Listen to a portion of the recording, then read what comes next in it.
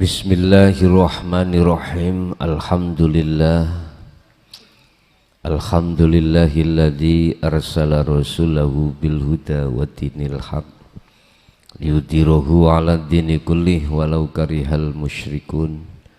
Asyhadu an la ilaha illallah wa asyhadu anna Muhammadan abduhu wa rasuluh. Yun sewu dibuka surat Al-Hijr ya, ayat 94 sampai 99. Bagaimana ketika saat Rasulullah menjelaskan tentang ajaran dinul haq ini, dibenci, dicaci, bahkan di kaum Taif niku Bapak Ibu diantem kontoran onta. Nek cara umpama sakniki peceren banyu peceren dauncal niku lho, ngoten lho. Tidak hanya cukup di situ. Di kaum kafir Quraisy, Abu Jahal, Abu Lahab, bagaimana bencinya beliau itu terhadap Rasulullah Shallallahu Alaihi Wasallam. Sampai beliau diperintahkan Allah untuk hijrah ke Madinah karena kaum kafir Quraisy itu merencanakan untuk membunuh Rasulullah. Tapi tetap ya selamat ke kali Allah. Berat Rasulullah itu Pak. Sejarah terulang kembali Sayyidina Ali. Beliau punya 2 karung ilmu. Manakala 1 karung itu disampaikan, beliau akan ditabras lehernya. Terjadi itu kasus Karbala enggak? Bahkan Hasan Husain putranya beliau Sayyidina Ali sebagai cucunya baginda Rasul disikat habis. Sinten? Sejarah mengatakan kaum Khawarij. Kaum Khawarij itu Pak apal Quran, apal hadis Pak. Iya. Lah sejak itulah Allah tutupi ilmu ini pada hambanya yang dikasihi atau aulia-aulia Allah. Ditutupi, artinya disimpan rapat karena memang kondisional. Akhirnya muncullah tahun 2014.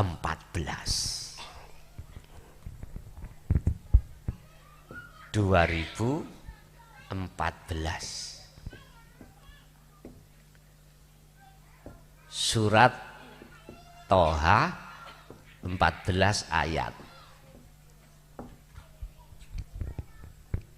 Nah, sebelum tahun 2014, para masyayikh ini olehnya menyampaikan tentang rahasia Allah, ilmu hakikat nuju makrifat itu klesik apa? Rahasia sembunyi. Apa? Tok.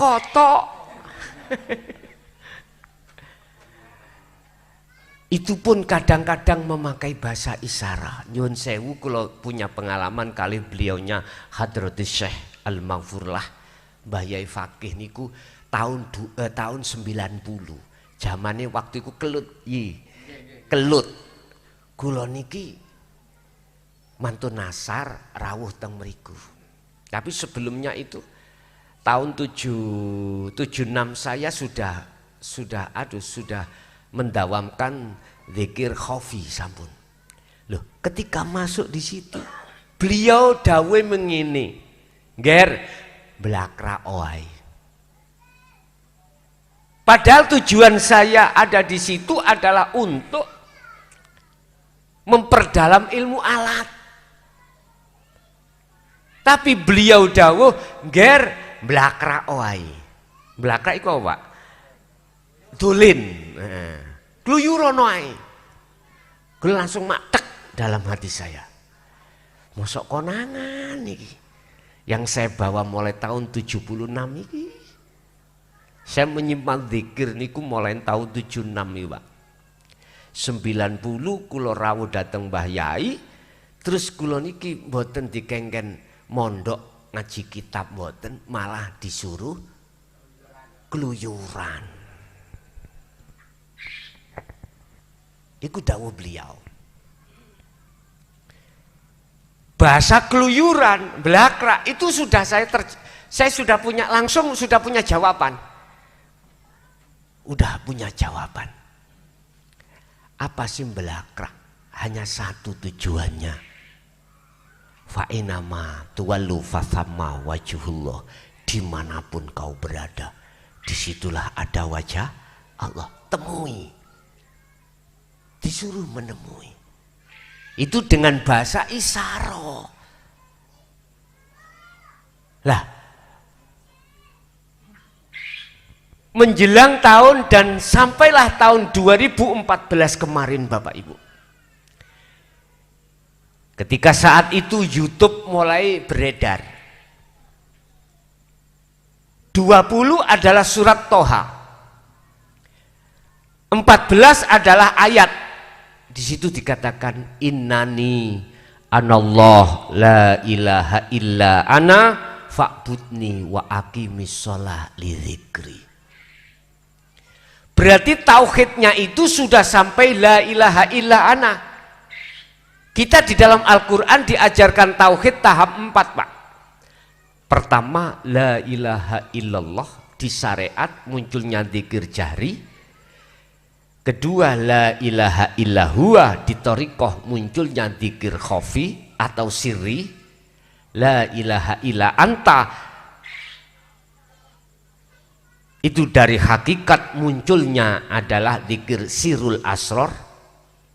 La ilaha illa ana, di dalam makrifat munculnya fana'u dzikri. Lengkap syariat, thariqat, hakikat dan makrifat. Nah, ini muncul 20 dan 14. 20 adalah surat ke-20, berarti namanya surat Toha. 14 adalah ayatnya. Ternyata di situ berbunyi, sesungguhnya aku itu adalah Allah.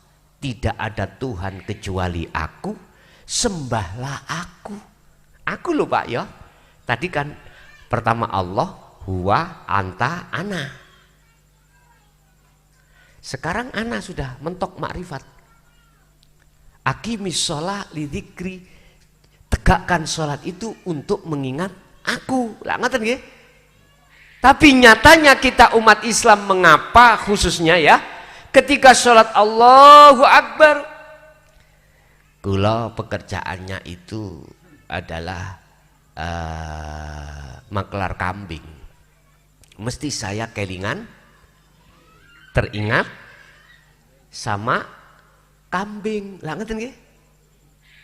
Nah ini loh Pak persoalannya, mengapa kita seperti ini terus, karena tidak dididik tentang ilmu hakikat makrifat, tentang ajaran Allah yang disampaikan Rasulullah tentang dinu tauhid ini.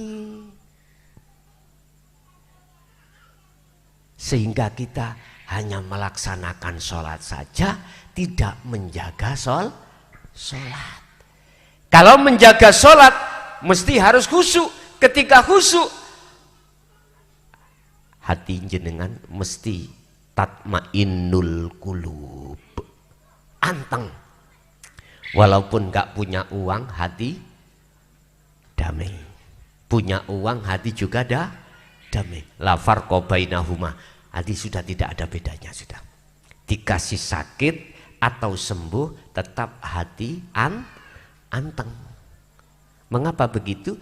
Karena ingat, sadar, yang menguasai sakit, sembuh, menguasai miskin, kaya, itu semua adalah Allah. Walillahil masyriq wal maghrib, mulai jagat etan sampai jagat barat, segala makhluk itu milik Allah, dan yang menguasai adalah Allah. Udkhulu, do mlebu, masuklah kau fisilmi, di dalam agama Islam, kafah kali sempurna. Nah ini Pak yang menjadikan kita curiga. Mengapa kita sudah iman kok disuruh Islam lagi? Jawabannya adalah karena iman kita belum ihsan. Ngerti itu? Kata Rasul tentang ihsan, anta'budallaha ka'annaka tarah. Ketika jenengan sholat seakan-akan bisa melihat Allah. Jikalau tidak bisa melihat Allah, maka seakan-akan kau selalu dilihat Allah. Loh, posisi hati yang seperti itu kok belum jenengan kali kulo, maka Allah katakan udkhulu, masuklah, sempurnakan Islammu itu. Berarti mau tidak mau jenengan kali kulo harus mengetahui ilmu hakikat. Dengan begitu Anda akan bisa keluar dari belenggunya nafsu, akhirnya sampailah Anda ke ma'rifat. Intinya wonten mriku. Intinya materi yang kusampaikan sampai kapanpun kalau ini jadi diteruskan ngaji di situ Bapak Ibu. Jadi inilah makanan yang kusajikan terhadap jenengan. Manakala makanan ini jenengan rasa di dalam hati jenengan gak cocok, tolong kula nggih mboten. Saya juga tidak mau menang sendiri, enggak. Udah gak usah diteruskan. Kalau cocok monggo ayo diteruskan. Karena kita di dunia ini sisa umur kita tinggal berapa? Gak tahu dah? Buka di dalam surat Az-Zumar.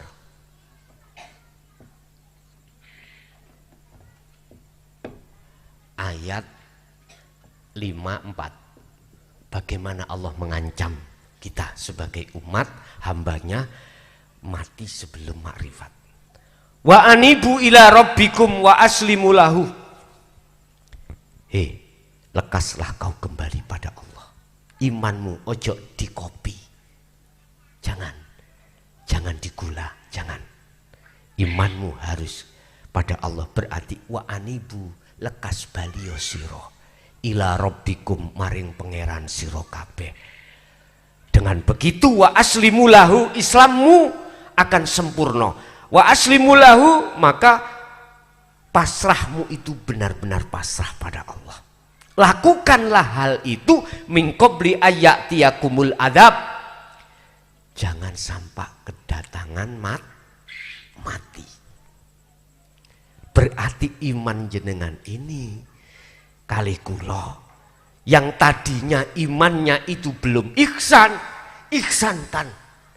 Yang tadinya iman saya itu masih ngaku-ngaku kalau saya yang ngaji, kalau saya yang bisa sholat sendiri, kalau saya yang punya dan lain sebagainya.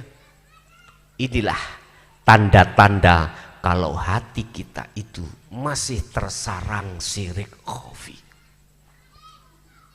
Lekas bersihkan itu dengan cara kembalilah padaku dan lakukan ini sebelum kematian.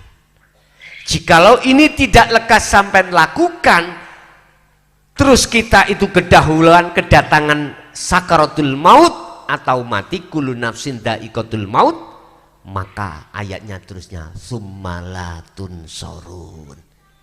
Kita tidak akan pernah mendapatkan syafaat, kita tidak akan pernah mendapatkan pertolongan dari Allah.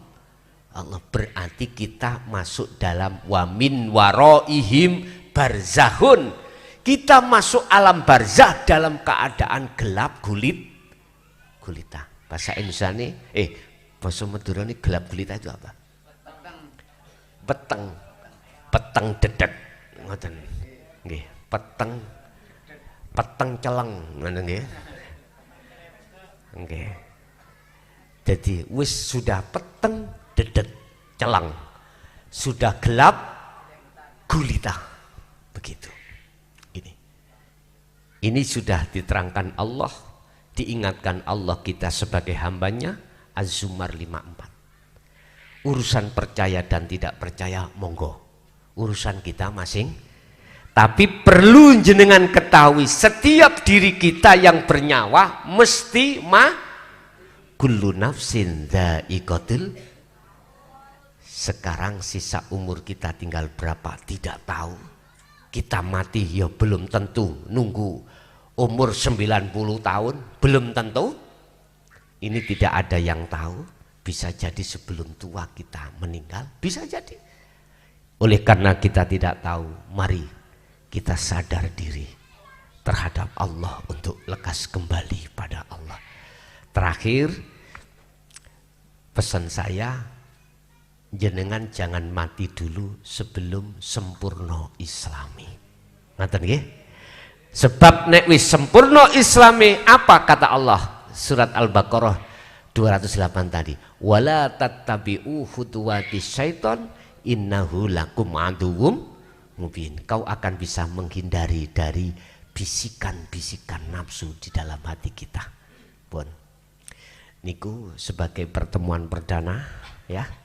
Yang jelas tak simpulke kesimpulan ngaji niki kula niki rawuh sowan dateng panjenengan ta'aruf silaturahim adalah untuk mengajak bagaimana ruhaniyah sampean itu lekas kembali datang Gusti Allah, pada Allah.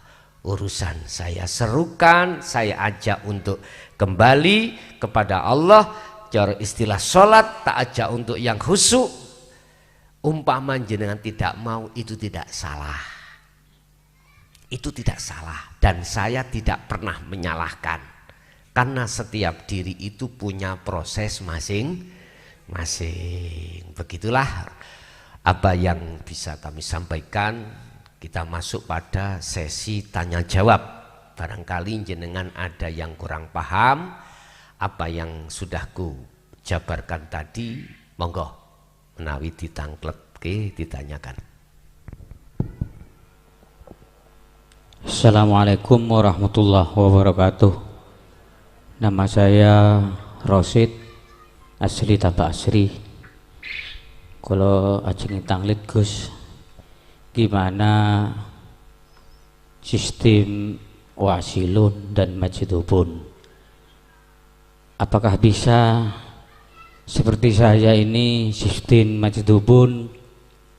Karena saya ini keturunnya tidak ada keturunnya yai, nasab bagus, tetapi saya ini hanya keturunnya orang desa nengon sapi.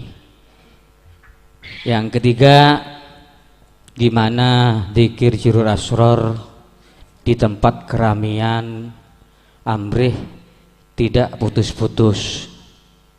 Karena saya ini kalau siang di tempat keramaian, gimana dzikir sirul asor madhep nang Allah amrih nyambung terus. Terima kasih. Assalamualaikum warahmatullahi wabarakatuh. Waalaikumsalam warahmatullahi wabarakatuh. Pertanyaan pertama, bisakah kami bertemu Allah lewat sistem majidubun? Untuk bertemu Allah itu ada dua sistem, Pak. Wasilun dan majidubun. Apa wasilun, apa majidubun? Ini yang harus perlu kami sampaikan. Wasilun adalah sistem di mana hukum syariat yang ada pada diri jenengan dari Rasulullah harus ditegakkan. Di sela-sela itu hukum hakikat juga jenengan tegakkan. Wis iku sistem wasilun. Hukum hakikat nanti saya bahas setiap ngaji niki kula bahas bagaimana caranya bertemu Allah lewat wasilun. Yang jelas di situ adalah menegakkan hukum syariat, menegakkan hukum hakikat di tengah-tengah menegakkan hukum syariat. Ini di tengah-tengah umat yang bersyariat saja bisa diterima. Bisa diterima. Waktu sholat 5 waktu ya tetap sholat. Waktu puasa tetap puasa. Tapi ruhaniyah sampeyan berlaku hakikat di tengah-tengah itu. Orang lain tidak tahu, yang tahu cuman Allah. Terus sistem yang kedua adalah majidubun. Majidubun orangnya, perilakunya itu jadab. Ini lebih mudah daripada wasilun. Lebih mudah. Lah, sistem majedubun ini adalah sistem yang sudah tidak lagi menghiraukan hukum syariat.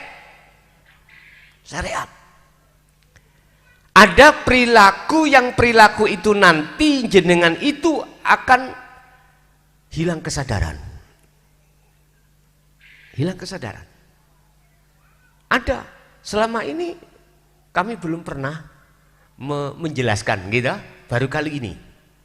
Tapi selama ini ya belum tahu belum ada yang minta lewat sistem majedub. Saya sendiri juga tidak meleki, tahu meleki? Medit enggak. Kalau itu sudah keputusan Anda, monggo. Bagaimana trap-trapnya? Nyun sewu. Jenengan harus tinggalkan seluruh aktivitas manusia. Inilah yang kulo maksud khalwat secara khusus saja. Yang khalwat ini juga sering dilakukan oleh beliau-beliau para kekasih Allah. Contoh Raden Said. Waktu dek njogo kali, ndi jasati sholat. Lah ndak toh, meneng, makan tinggalkan apapun topo tok. Anak, istri tinggalkan. Harus tinggalkan sampean. Karena nek gak sampean tinggalkan, jenengan terpengaruh. Hatimu terpengaruh dengan selain Allah ini, akhirnya masuk di dalam hati. Karena gak ada pembahasan atau pengajaran seperti yang di Wasilun.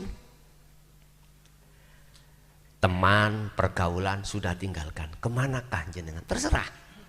Di dalam loteng gak keluar-keluar itu udah lu Gus engko gak luwe, oh iku gak usah dibahas. Kalau sudah majedubun wis gak mikir mangan, ya wis gak mikir ngombe, gak mikir saya ini nanti makan apa, minum apa, gak terfikirkan. Hanya satu perbuatan hati jenengan.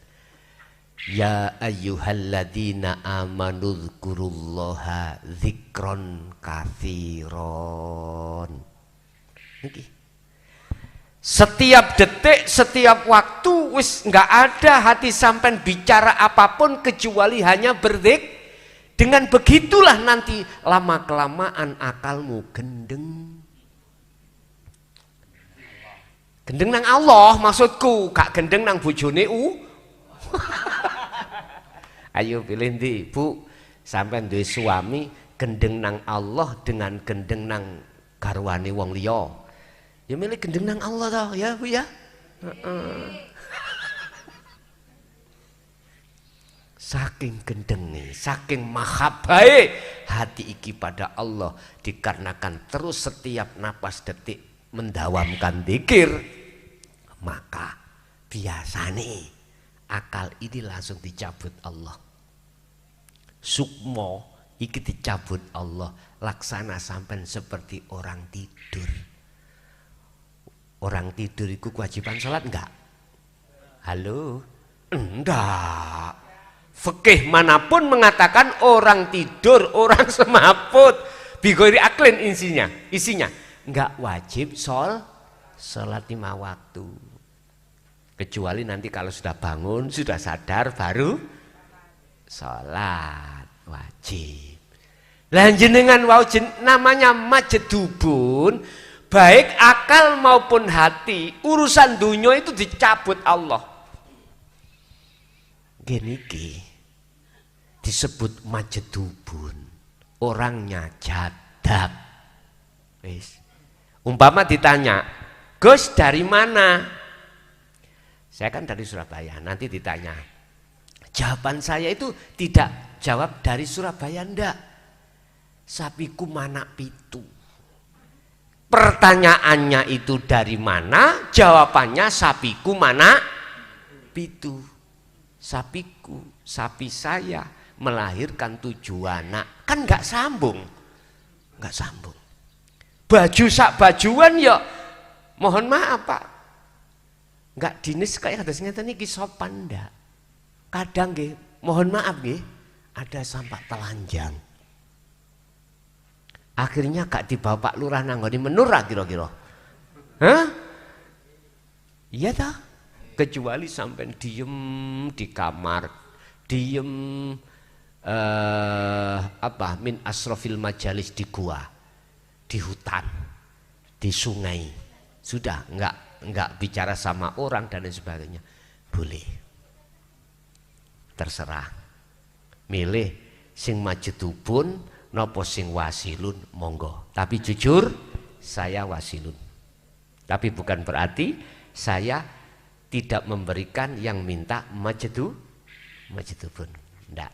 Tetap nek jenengan siap lahir batin, siap gendeng, monggo. Monggo. Ini lebih cepat. Cara kita numpak itu ke Jakarta itu kita ngetol, jalan tol. Si wasilun lewat jalan umum.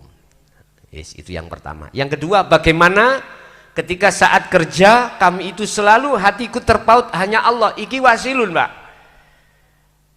Akhirnya dikasih cara. Surat Al-Insan 2526. Itu caranya. Wadhkur Muhammad isma rabbika bukratan wa asila. Pagi sampai sore waktu kau kerja bersosialisasi dengan manusia, tetap hatimu berzikir sirrul asrar. Hanya zikir la ilaha illa anta itulah Anda akan bisa bertemu pada Allah, karena zikir tersebut sebagai salah satu kunci untuk membuka alam musyahadah, membuka alam makom musyahadah, alam pertemuan kewusulan Anda kepada Allah. Apa dibaca la ilaha illa anta, la ilaha illa anta begitu? Tidak. Sirul asrar itu Pak yang muncul dari tauhid la ilaha illa anta. Anta itu kan kamu, huwa kan dia, nek dia kan jauh, nek anta berarti kamu dekat. Berarti jenengan dalam hati ada iman, ada rasa kalau Allah itu dekat.